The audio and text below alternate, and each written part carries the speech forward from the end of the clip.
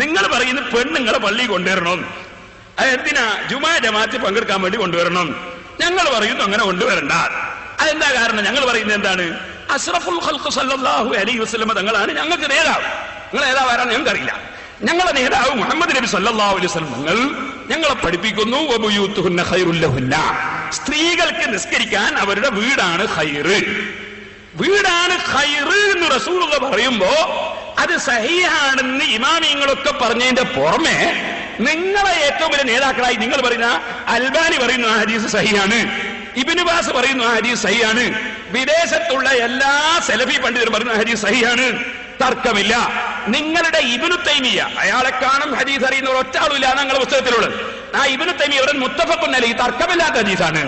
അപ്പൊ തർക്കമില്ലാത്ത ഹദീസാണെന്ന് നിങ്ങളെ പണ്ഡിതന്മാര് സമ്മതിച്ച ഹദീസിൽ വ്യക്തമായി പറയുന്നു, വബുയൂതുഹുന്ന ഖൈറുൽ ലഹുന്ന, സ്ത്രീകൾക്ക് നിസ്കരിക്കാൻ അവരുടെ വീടാണ് ഖൈറ്.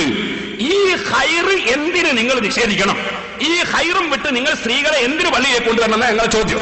പെണ്ണുങ്ങള് പള്ളിയിൽ പോകുന്നതിനെ സംബന്ധിച്ച്, ജമാഅത്തിന് പോകുന്നതിനെ സംബന്ധിച്ച് ഞങ്ങൾ പറയേണ്ട യാതൊരു ആവശ്യമില്ല. നിങ്ങളുടെ സെലഫികളായ നേതാക്കൾ, ഉദാഹരണത്തിന് നോക്കൂ, Ibn Baz, Abdul Aziz Ibn Baz, മൗലിദ് വയ്ക്കാൻ പാടില്ല ഫത്വ കൊടുത്ത ആളല്ലേ അദ്ദേഹം? സൗദി അറേബ്യയിലെ ഗ്രാൻഡ് മുഫ്തി അല്ലേ അദ്ദേഹം? സലഫി പണ്ഡിതനല്ലേ അദ്ദേഹം?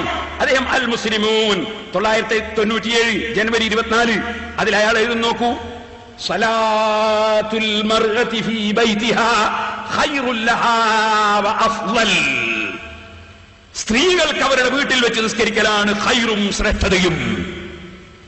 നിങ്ങൾ ആലോചിച്ച് നോക്കൂ.